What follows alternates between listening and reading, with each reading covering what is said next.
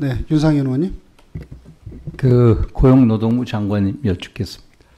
며칠 전에 노동안전종합대책 발표하셨죠? 네, 그렇습니다. 장관님. 그런데 사망사고 3명 이상 법인에는 네. 영업이익의 5% 이내 과징금 그리고 30억 이상이죠. 그런데 이거에 대해서 정말로 경제 현실이나 현장을 잘 보고 만든 대책인지 의아심이 큽니다. 네. 장관님, 작년도 현대자동차 영업이익이 얼마인지 아십니까?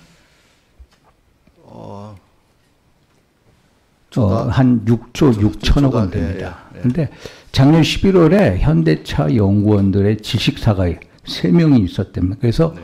과태료로 5억 5천만 원 정도를 이제 냈답니다. 네. 그런데 만약에 이 대책이 시행이 된다면 네, 네. 3,300억을 과징금으로 물어내야 되고요. 그러면 얼마 600배 차이가 난대요. 600배. 이게 3,300억이에요. 그리고 제가 보니까 국내 종합 건설 업체들 이제 소위 말해서 시공 능력 평가 대상 기업이 17,200개 정도 된답니다. 그런데 영업이익이 30% 이상인 기업은요, 3%도 안 됩니다. 대부분의 97% 기업은 영업이익이 30억도 안 됩니다. 그럼 만약에 사망사고 사건이 났다, 3명 이상이다. 하면은 자기 영업이익이 아니라 자기 자본을 까내는 소위 말해서 사업을 못하게 만드는 법안이다. 그러면 이런 제조업체나 건설업체가 어떻게 하겠습니까? 비용 부담을 국민들한테 전이시키죠. 건설업체는 공사비, 분양가 상승시키고 제조업체라면은 제품 가격을 상승할 수밖에 없죠. 결국은 이 대책이 국민 부담으로 들어온다. 제가 장관님께서 직을 걸면서라도 노동안전종합 대책을 만들겠다, 직을 걸겠다라는 취지를 정말로 이해를 합니다. 정말. 그런데 현재 경제가 안 좋은 상황 속에서 훨씬 더 경제의 주체 기업들을 훨씬 더 옥죄는 이 종합 대책이다. 그리고 예를 들어서 안전사고 나면요, 우리 여기 본부장님이 있을 텐데 김순영 본부장인가.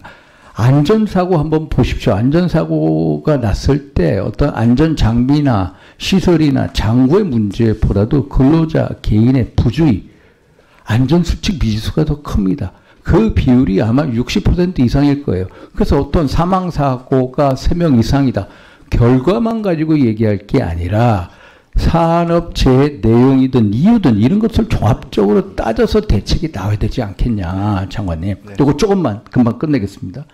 그래서 장관님, 네. 장관님께서 직을 걸고 만든 장관님께서 직을 걸고 만든 대책이 저는 이 기업들 사장들의 직을 걸게 하고 결국은 근로자들의 직을 걸게 한다. 이런 식으로 기업이 일을 못하고 그러면 사업을 적게 만든 대책. 그래서 이게 정말로 고용노동부에서 현장을 다 실사를 통해서 한 대책인지 정말로 아니면은 그냥 탁상으로 만든 행정인지 좀 더 면밀한 준비가 필요하다. 대통령께서 포스코 ENC 이 미필적 고의 사리다 이렇게 하면서 장관님께서 직걸겠다고 하면서 나온 대책인데 좀 더 숙고가 필요하다. 좀 더 보완이 필요하다. 그래서 일단 기업이 살아야 돼. 대통령께서 빼본 기업이 성장의 주체이고 경제의 주체라고 하면 기업이 살게 하고 또 국민도 살게 하고 근로자들도 살게 하는 이런 종합적인 대책을 다시 만들어달라.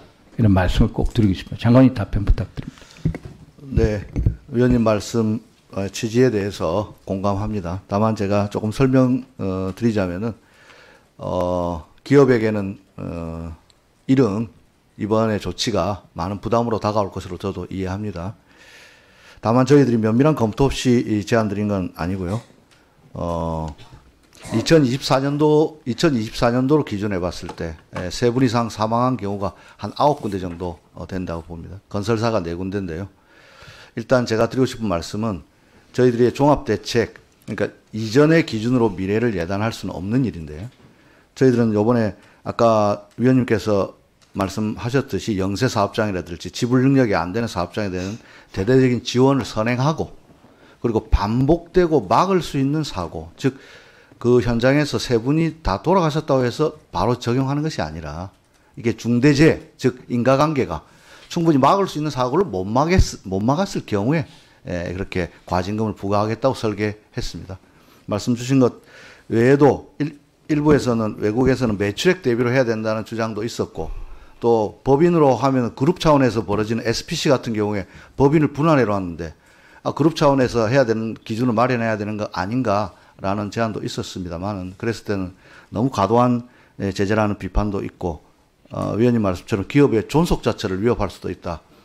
이런 것이 있었기 때문에 여러 가지 검토해서 제안드렸다는 말씀 드리고요. 끝으로 위원님 제안하신 것처럼 이 기업의 수용성을 높이기 위해서 제가 노사정 대표자회의를 제안해 놓고 있습니다. 그래서 기업들하고 만나서 이 제도의 취지에 대해서 잘 설명하고 아무리면 뭐 기업을 완전히 망하게 이렇게 할 수는 없는 일이기 때문에 그 공동의 이익이라는 차원에서 잘 검토하겠습니다.